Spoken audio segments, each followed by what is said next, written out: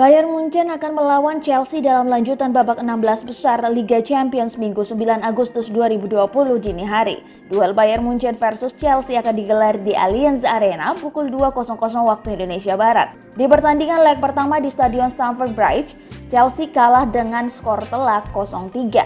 Dengan demikian, mereka harus menang dengan selisih minimal 4 gol agar bisa lolos ke fase berikutnya.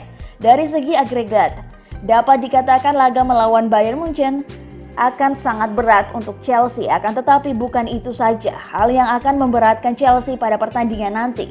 The Blues tidak akan dibela oleh salah satu pemain andalannya, Christian Pulisic.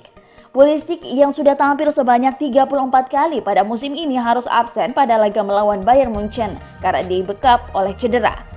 Hal tersebut diumumkan langsung oleh Chelsea melalui pernyataan yang dirilis di laman resmi klub pada Selasa 4 Agustus 2020 siang waktu setempat.